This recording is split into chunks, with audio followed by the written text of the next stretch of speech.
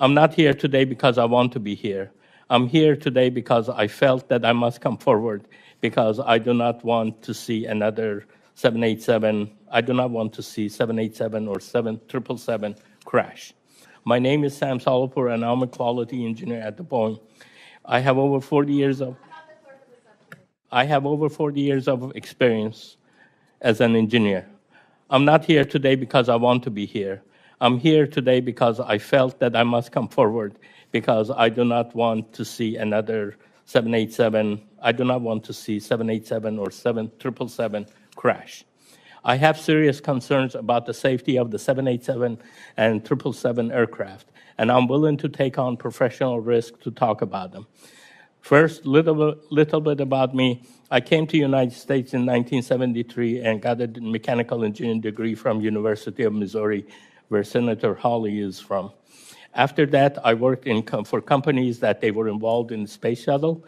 I had a friend, engineer, that worked on the space shuttle. He was always complaining about the quality of the O-rings that we had in the space shuttle solid rocket boosters. He was scared that they might fail. He raised his concerns, and he was heard, and he wasn't heard. And 7 brave astronauts, including the teacher in space, died when the Challenger O-rings ultimately failed, just as he predicted. At the moment, I know that if I were ever in a similar situation, I would have to come up and speak up. I have analyzed Boeing's own data to conclude that the company is taking manufacturing shortcuts on the 787 program that may significantly reduce the airplane safety and the life cycle. Since 2013, there have been serious issues on the 787 program, not properly closing thousands of gaps in its assembly of the fuselage on major joints. Boeing's standard says that these gaps must be closed, usually by a small shim or filler called a shim when they exceed 5 thousandths of an inch.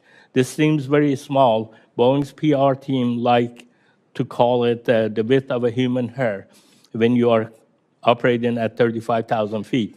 Details are that the size of a human hair can be a matter of life and death. In a rush to address its bottlenecks in production, Boeing hit problems, pushing pieces together with excessive force to make them appear that the gaps don't exist, even though they exist. The gap didn't actually go away, and this may result in premature fatigue failure. Effectively, they are putting out defective airplanes. I repeatedly produced reports for my supervisors and Boeing management demonstrating that the gaps in the 787 not being properly measured or shimmed in 2 major joints of the 787. Evaluating from the 29 inspected airplane data, I found gaps exceeding the specification that were not properly addressed 98.7% of the time. I want to repeat that. 98.7% of the time, the gaps that they were supposed to be shimmed, they were not shimmed. The other issue that I found, when you have these gaps and you drill through them, you get some debris in the stack-ups. This is known to be a problem, not a good thing for the airplanes by Boeing. But Boeing data also, from the inspection of the data, shows that the debris ended up in the gaps 80% of the time.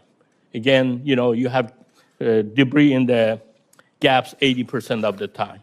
I want to make clear that I have raised these issues over 3 years. I was ignored. I was told not to create delays. I was told, frankly, to shut up.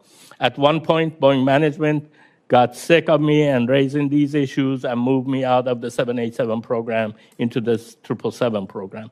On the 777 program, I found problems. Again, I found that Boeing started a new process to build the airplane without taking into the consideration of the design of the airplane and how the airplane was designed. As a result, I witnessed severe misalignment when the planes were assembled.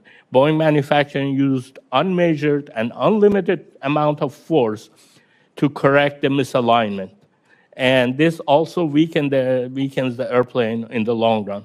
I literally saw people jumping on the pieces of the airplane to get them to align. I call it the Tarzan effect, among other improper methods. Again, I raised concerns internally. I was sidelined. I was told to shut up. I received physical threats. My boss said, I would have killed someone who said what you said in a meeting. And then this is not a safety culture when you get threatened by bringing issues of safety concerns. I hope that your work on this issue signals to Boeing that they must make real changes and get back to building the airplane safely.